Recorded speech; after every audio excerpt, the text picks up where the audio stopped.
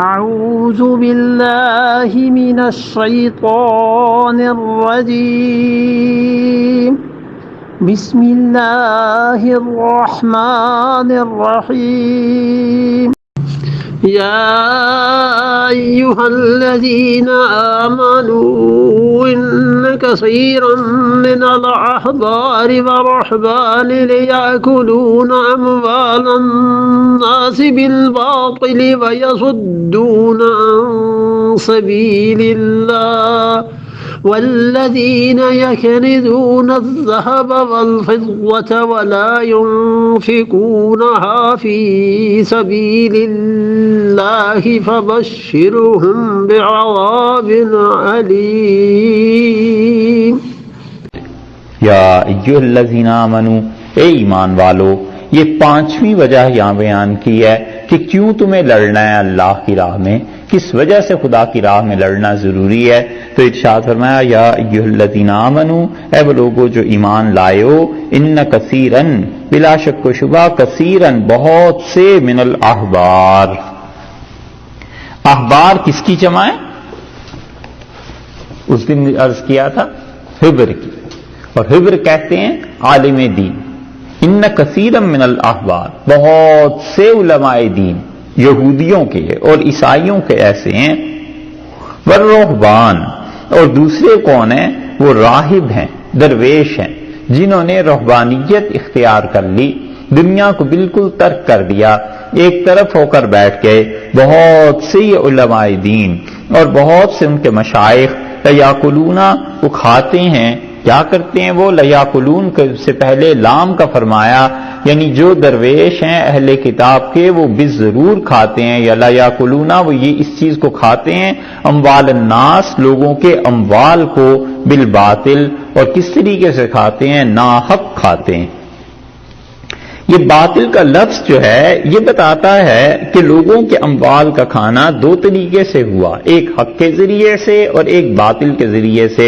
حق کے ذریعے سے ایسے جیسے کوئی انسان اپنی خوشی سے اپنا مال پیش کرتا ہے، اور وہ رسول اللہ صلی اللہ علیہ وسلم کے دور میں بھی تھا، ہدیہ انہیں بھی پیش کیا جاتا تھا، اور امت میں ہمیشہ یہ رہا ہے کہ انسان ایک دوسرے کے گھر میں کھانا بھیجتے ہیں، کوئی بڑا دن آ جاتا ہے اس پہ ایک دوسرے کے یہاں کھانا بھیجتے ہیں۔ یہ عام عوام کے لیے بھی، علماء کے لیے بھی، مشائخ کے لیے بھی، سب چیزوں کے جواز کی بات ہوئی کہ وہ ایسے کام کرتے ہیں کہ یعنی حق طریقے سے، صحیح طریقے سے ایک دوسرے کا مال کھاتے ہیں، یعنی ایک دوسرے کی خوشی کے ساتھ۔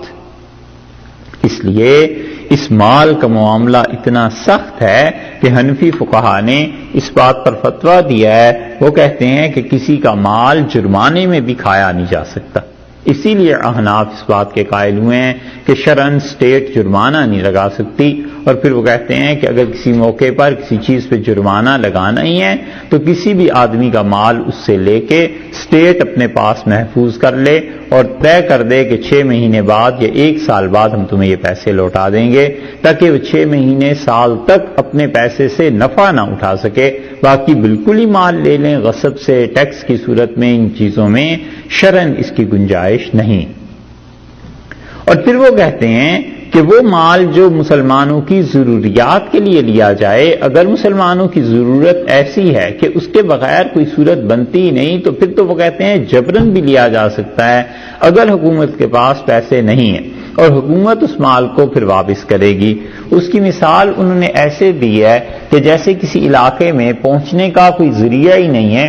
پل بنانا ضروری ہے۔ اسی طرح کوئی ایک جگہ ایسی ہے جہاں پر سکول کی تعمیر ضروری ہے، اور اس علاقے میں ایسے مسلمان ہیں جو مالدار ہیں اور حکومت کے پاس پیسہ نہیں ہے، تو وہ کہتے ہیں کہ حکومت وقت کو چاہیے کہ وہاں کے مالداروں سے جبراً پیسہ وصول کر کے مسلمانوں کی عام سہولت کے لیے یہ چیزیں بنائے، اور پھر اس کے بعد حکومت اس علاقے پہ ٹیکس بھی لگا سکتی ہے۔ اس علاقے میں مثلا پل بن گیا تو یہ کہہ سکتے ہیں کہ جو کوئی بھی اس پل کو عبور کرے گا اس پہ اتنے پیسے اسے دینے ہوں گے، یہ پیسے جب پورے ہو جائیں گے تو یہ اس کے اصل مالک کو لوٹا دیے جائیں جس سے یہ پیسہ لیا گیا ہے۔ اور وجہ اس کی بھی یہ ہے کہ حکومت وقت غریب،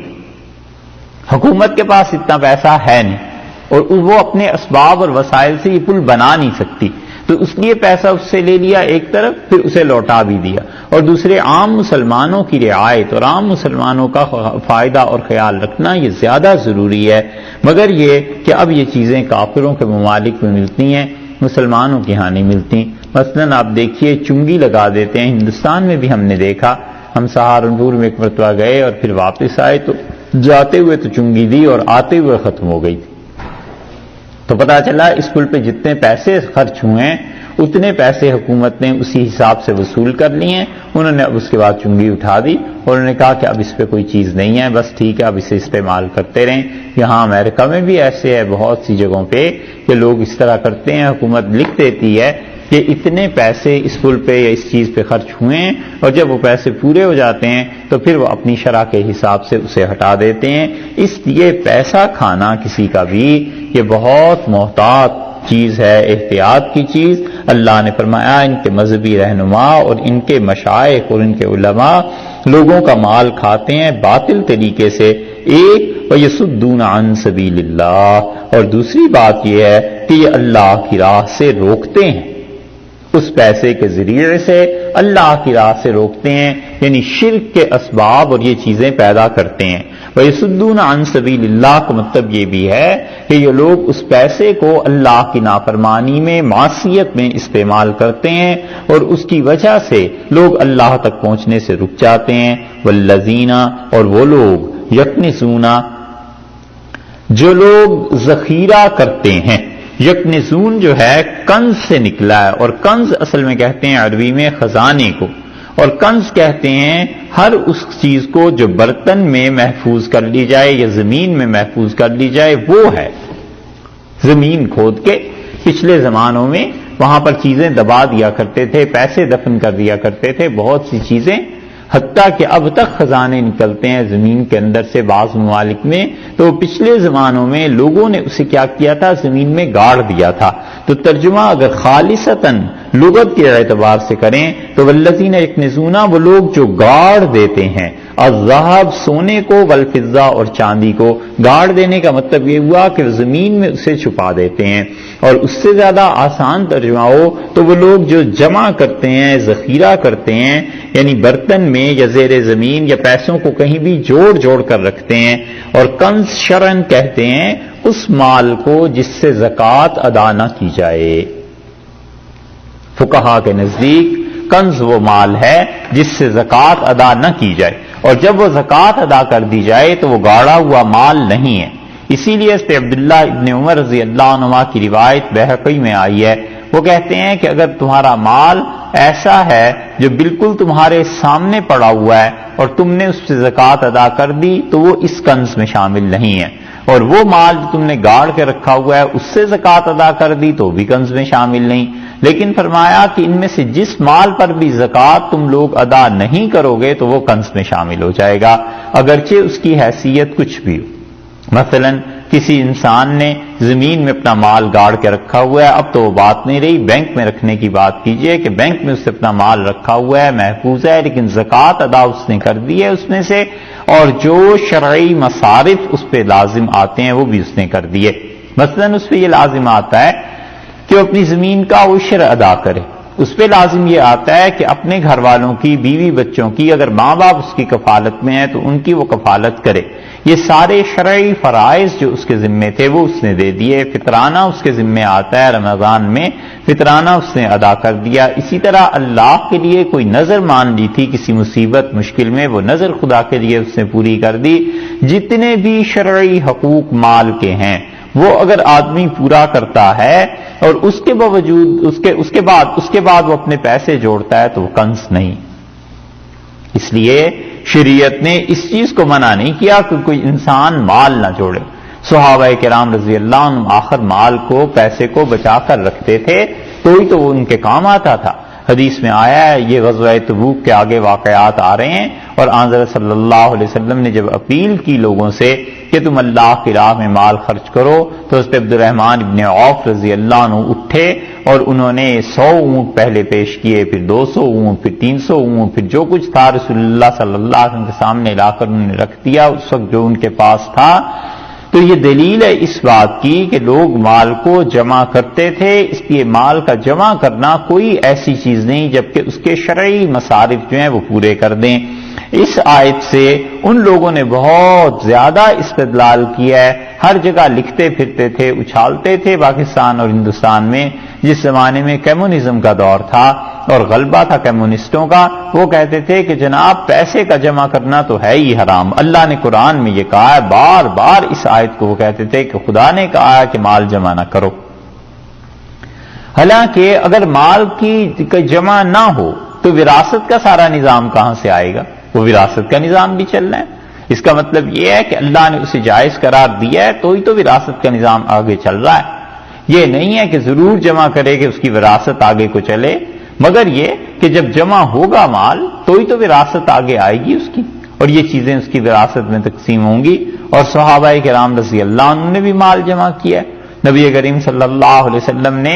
ایک خاص مقصد کے لیے پیسے رکھے۔ آپ نے فرمایا کہ تمہیں معلوم ہے میں کوئی چیز اپنے پاس بچا کر نہیں رکھتا الا وارصدہ الدین، بس قرض کے لیے اپنا پیسہ بچا لیتا ہوں کہ جو لوگوں کو قرض ادا کرنا ہے یہ قرض کی ادائیگی ہو جائے۔ تو اس لیے قرض کی ادائیگی کے لیے ایک آدمی مال بچا کے رکھتا ہے، ایک آدمی حج کے لیے بچا کے رکھتا ہے، ایک آدمی نے گھر لینا ہے اس کے لیے بچا کے رکھتا ہے، ضروریات زندگی کے لیے کوئی حرج نہیں ہے اگر وہ اس مال سے اللہ کے جو حقوق ہیں مالی وہ ادا کرتا رہے۔ تو اس لیے کنز فقہا کے نزدیک اس کو محدثین اور مفسرین کے نزدیک کہتے ہیں کہ جس مال سے شرعی حقوق مثلا زکوٰۃ ہے اور چیزیں یہ ادا نہ کی گئی ہوں، اللہ تعالی نے فرمایا ہے کہ جو لوگ ان چیزوں کو گاڑ کے رکھتے ہیں، بچا کے کس چیز کو؟ الذہب، سونے کو، والفضہ اور چاندی کو۔ یہ دونوں چیزیں اس لیے ذکر کر دی گئیں کہ سونا اور چاندی اس کے ساتھ ساری اکانومی اس زمانے میں چلتی تھی، اور لوگ جو چیزیں کیا کرتے تھے درہم اور دینار کی عوض میں بھی خرید و فروخت ہوتی تھی، اور چیز کی خرید و فروخت چیزوں کے عوض میں بھی ہوا کرتی تھی۔ مثلا کپڑا کسی نے لینا ہوتا تھا تو وہ کہہ دیتے تھے کہ اتنے گیہوں اور گندم دے دو اس کے عوض میں تم کپڑا لے جاؤ، اتنا سونا دے دو اس کے عوض میں یہ چیزیں لے جاؤ، اور یہ مدتوں لوگوں میں رہا ہے، حتیٰ کہ بعض دیہات تو اب بھی ایسے ہیں جن دیہات میں یہ ہوتا ہے کہ مثلا اس نے مرغی لینی ہے، کسی نے بکری پالی ہوئی ہے وہ لینی ہے، تو کہتے ہیں اتنا کپڑا میرے پاس ہے، یہ کپڑا آپ رکھ لیں، یہ اتنی مالیت کا یعنی 100-200 روپے کا ہے، اور اس کے عوض میں مجھے یہ مرغی دے دو۔ چیزیں کم رہ گیا ہے لیکن اب تک بھی دنیا میں بعض علاقوں میں یہ چیزیں چلتی ہیں دیہات میں۔ تو اس زمانے میں سونا اور چاندی یہ دونوں چیزیں استعمال ہوتی تھیں، اور پھر سونے اور چاندی کا دور گزر گیا، اور پھر ہوتے ہوتے سونا حکومتوں نے رکھنا شروع کر دیا، یہ دوسرا دور آیا، اور انہوں نے اس سونے کے عوض میں نوٹ کو جاری کر دیا۔ انہوں نے کہا یہ کرنسی ہے، یہ سکہ ہے، اور اس کو کر لو، کیونکہ سونے اور چاندی کے سکوں میں گڑبڑ زیادہ ہونے لگی تھی۔ دنیا میں کاروبار یہ جو چیزیں پھیلی ہیں تو سونے اور چاندی کے سکوں میں لوگ اسے ڈھالتے تھے، اور پھر اس کے بعد اس میں سے کچھ نہ کچھ چاندی اور سونا نکال لیتے تھے، تو باقاعدہ صراف ہوا کرتے تھے، اور وہ انگوٹھے اور اس انگلی پہ رکھ کے ایسے سکے کو کرتے تھے اور اس طرح وہ جانچا کرتے تھے۔ حدیث میں کئی جگہ یہ چیزیں آئی، وہاں پر آیا ہے رسول اللہ صلی اللہ علیہ وسلم نے کئی مرتبہ فرمایا صراف کے متعلق کہ وہ ایسے کرتا ہے، ثم نقد، اور پھر اس کے بعد وہ صراف جیسے کرتا ہے ایسے چل پڑا۔ آپ نے فرمایا ان اغبط اولیاء عندی، میرے سب سے پیارے دوست، سب سے اچھے امتی میں تمہیں بتاؤں، اور رسول اللہ صلی اللہ علیہ وسلم نے فرمایا کہ قلہ تراثی، تھوڑی وراثت چھوڑ کے مرتے ہیں، اور قلہ بواکی، کم عورتیں ہوتی ہیں جو رونے والی ہوتی ہیں، اور آپ نے فرمایا اتنے گمنام زندگی بسر کرتے ہیں کہ جب وہ محلے میں ہوتے ہیں کوئی انہیں دعوت پہ نہیں بلاتا، اور جب محلہ چھوڑ کے چلے جاتے ہیں کرائے کے مکان سے، فرمایا کوئی نہیں پوچھتا کون آیا تھا کون گیا تھا، اور آپ نے کہا قلوبہم مصابیح الہدی، اور ان لوگوں کے دل جو ہیں یہ ہدایت کے بڑے روشن چراغ ہیں۔ آپ نے فرمایا تاریک گھروں میں رہتے ہیں۔ ایک جگہ آیا ہے رسول اللہ صلی اللہ علیہ وسلم نے فرمایا نہ اس کی رونے والیاں ہوتی ہیں اس کے بعد زیادہ، اور نہ اس کی وراثت کی کوئی تقسیم میں جھگڑا پڑتا ہے، اور اس نے کیا کیا؟ اللہ کی عبادت کی اور خدا کے ساتھ تعلق رکھا اور چھپا کے رکھا اپنے آپ کو، اور پھر جب اس کی موت کا وقت آیا ثم نقد، ایسے چل پڑا۔ جیسے صراف سکے کو جلدی جلدی ایسے کرتا ہے، فرمایا ثم نقد، اس طرح وہ چل پڑا. تو سونے اور چاندی کو وہ ایسے کیا کرتے تھے، اور کھنک جو ہوتی تھی اس کی، اس سے اسے پتا چل جاتا تھا کہ یہ چیز کیا ہے، خالص سکہ ہے یا اس سکے میں کوئی کھوٹ ہے. یہ ایسے ہی جیسے آپ اب بینکرز کی انگلیوں کو دیکھیں نا، تو وہ باتیں بھی کر رہا ہوتا ہے، نوٹ بھی گنتا جاتا ہے، اور پھر کسی نوٹ میں سے شبہ پڑ جاتا ہے تو وہ فوراً دیکھتا ہے کہ اچھا یہ نوٹ کیا ہے، پھٹا ہوا ہے، کیا چیز ہے، وہ اس نوٹ کو نکال لیتا ہے. دوسرا دور لوگوں پہ وہ آیا جس میں سونے اور چاندی کے سکے بنا کرتے تھے. پھر ان سکوں میں ترمیم شروع ہوئی، تو انہوں نے کہا کہ چلیے اس سکوں کے عوض میں رسید جاری کر دی جائے. سونے کے عوض میں تو صراف سونا رکھ دیا کرتے تھے، رسید جاری کر دیا کرتے تھے. وہ لکھ کے دے دیتے تھے کہ 1000 روپے کا سونا اس کا میرے پاس ہے. وہ کسی بھی جگہ جا کر دوسرے شہر میں 1000 روپے کی چیز خریدتا تھا، اور وہ رسید اسے دے دیتا تھا کہ دیکھو فلاں جگہ پر فلاں صراف سے 1000 روپیہ تم وصول کر سکتے ہو، یا یہ کہ اتنا سونا تم اس کے عوض میں وصول کر سکتے ہو. وہ سونا اتنا لے لیتے تھے. چاندی بھی اسی طرح چلتی رہی. ہوتے ہوتے پھر تیسرا دور یہ نوٹ کا آ گیا، اور پھر گورنمنٹ نے رسیدیں دینی شروع کر دی. اسی لیے آپ دیکھیں گے ہمارے ہاں نوٹ پہ لکھا ہوا ہوتا ہے کہ اسٹیٹ بینک جو ہے اس چیز کو واپس کرنے کا پابند ہے. تو ایک آدمی 1000 کا نوٹ لے جائے اور بینک کو اگر جا کر کہے کہ اتنا مجھے سونا دو، تو وہ اس کا پابند ہے کہ اسے سونا دے. 1000 روپے کا ہوتا تو نہیں، لیکن یہ گویا یہ ایک طرح کی رسید ہے سونے کی کہ یہ چیز ہے. اور اس کے بعد اب جو دور آ گیا ہے، تو اب تو بغیر سونے کے بھی پیسے چھپتے ہیں، ہزاروں، مطلب جو ڈالرز اور یہ جو چیزیں چھپتی ہیں، ہمیں نہیں سمجھ آتی بھئی یہ ممکن ہی نہیں ہو سکتا کہ اتنے بڑے بڑے ترقیاتی منصوبے اور اتنی دنیا میں خرچے اور کانگریس اور یہ اسلحہ اور یہ ساری چیزیں، اس کے لیے اب یہ پابندی باقی رہ گئی ہو کہ جناب آپ ایسے کر لیں کہ بغیر سونے کے آپ نوٹ چھاپ لیں. اب یہ پابندی جو ہے اٹھ کے، یعنی سونے کے عوض میں نوٹ نہیں چھپتے، ڈالرز نہیں چھپتے کم سے کم. نوٹ کا تو کہیں کیا کہیں، اس کی تو ویلیو نہیں ہے. ڈالرز جو ہیں یہ سونے کے عوض میں نہیں چھپتے. یعنی ضروری نہیں ہے کہ جس ملک میں بھی ڈالرز ہیں اتنا سونا بھی ان کے پاس موجود ہو، بلکہ انہوں نے اب تو اس سے بھی مستثنا کر کے ڈالرز ہی چھاپنے شروع کر دیے ہیں. اور اسی لیے 1930 اور 1929 میں جو تباہی آئی تھی یورپ میں کہ چیزیں بھرے پڑے تھے سٹور امریکہ اور چائنا میں، غالباً اتنا بڑا اقتصادی بحران 1930 کے بعد نہیں آیا. امریکہ کے وہ پریزیڈنٹ تھے، شاید ٹرومین تھا یا جو بھی تھا پریزیڈنٹ، اس نے ایک تجویز دی تھی اس وقت کے بینکرز کے ساتھ مل کے، اور اس نے کہا کہ تم لوگ اپنے نقصان میں نفع اٹھاؤ، یعنی ڈالرز چھاپو بغیر سونے کے اور لوگوں کو دو. کوئی حکومت کا پروجیکٹ شروع کر دو، مثلا ایک بلڈنگ بنانی ہے تو کئی منصوبے انہوں نے شروع کر دیے، شہر بنانے شروع کر دیے، اور انہوں نے کہا ڈالر چھاپ کے ان مزدوروں کو دو، یہ مزدور جو ہیں جا کر خریدیں گے، جب خریدیں گے تو چیزوں کی نکاسی شروع ہو جائے گی، یہ پیسہ سائیکل میں آ جائے گا. تو اس طرح تم اپنی اکانومی میں نقصان کر کے نفع اٹھا لو گے، اور اس طرح امریکہ بحران سے نکل آئے گا. اور واقعی امریکہ بحران سے اس وقت نکل آیا تھا. 1930 کی اقتصادیات اب سن کی پڑھیں،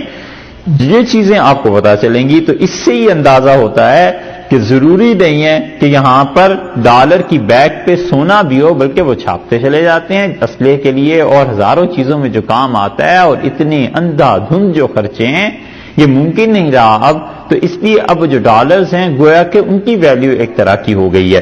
تو اللہ تعالیٰ نے فرمایا کہ جو لوگ سونا اور چاندی کو اس لیے بتا دیا کہ اس زمانے میں تجارت ایسے ہوتی تھی، ادروائز یہ ہے کہ مال مراد ہے، ولا ينفقونها، اور اسے وہ خرچ نہیں کرتے. ہاں کی ضمیر جو ہے وہ کدھر لوٹ کے جا رہی ہے؟ بعض رات کا خیال یہ ہے کہ ذہب اور فضہ،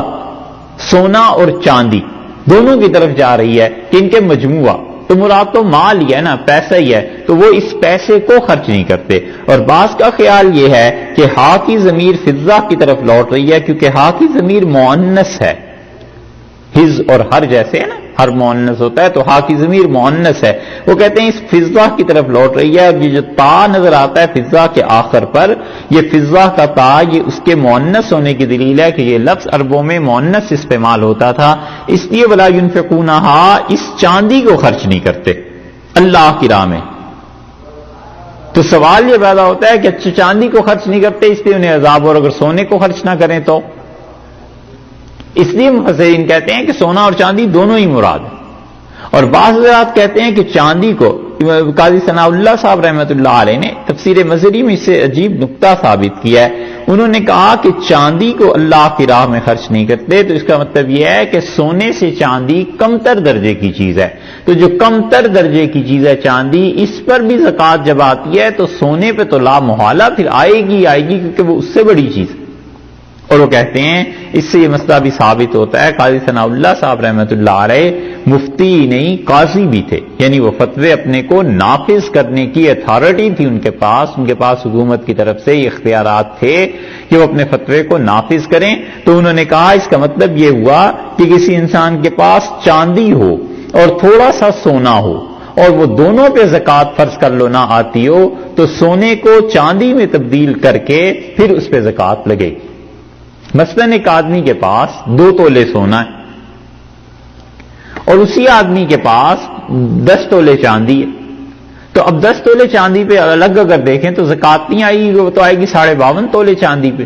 اور اسی انسان کے پاس اگر سونا ہے تو سونا تو 7 تولے ہوگا یا 7.5 تولے ہوگا، تو پھر زکوٰۃ آئے گی، اس پہ تو زکوٰۃ نہیں آئے گی. تو وہ کہتے ہیں ان دونوں کو، سارے حنفی کہتے ہیں، وہ کہتے ہیں ان دونوں کی مالیت لگا لے. اب مالیت جو تھی 2 تولہ سونے کی وہ بن گئی اس کے لیے 16,000 روپے بن گئی، 15,000 روپے بن گئی، اور چاندی جو تھی وہ فرض کیجئے 1,000 روپے بنی، تو 15 اور 1 16 یہ ملا کر اب اس سارے مال پہ زکوٰۃ آ جائے. اس لیے جن لوگوں کے پاس چاندی ہوتی ہے ان کے لیے وہ سونے کو چاندی کے بھاؤ میں لا کے پھر اس پہ زکوٰۃ دیں گے پوری کی پوری، جتنے بھی پیسے ان کے پاس ہیں. تو لوگ یہ عام طور پہ مسئلے میں احتیاط نہیں کرتے، کہتے ہیں تھوڑی سی چاندی ہے تھوڑا سا سونا ہے، بھی اگر ان دونوں کا مجموعہ ان کی رقم کا یہ 52.5 تولے چاندی سے بڑھ گیا، 2 تولے سونا ہے 10 تولے چاندی ہے، دونوں کی مالیت لگائی، یہ بن گئی فرض کر لیں 15,000. 15,000 میں کیا 52.5 تولے چاندی آ سکتی ہے؟ کہتے ہیں جی آ جاتی ہے. اب اس پہ ساری زکوٰۃ فرض ہو گئی، دونوں پہ، سونے پہ بھی آ گئی چاندی پہ بھی، دونوں کی مالکیت نکال کے اتنی زکوٰۃ یہ دے گا. فرماتے ہیں اللہ تعالیٰ ولا ينفقونها فی سبیل اللہ، اور اسے پھر اللہ کی راہ میں خرچ نہیں کرتے. فبشرہم بعذاب علیم، سو انہیں بشارت دے، انہیں سنا اس بات کو،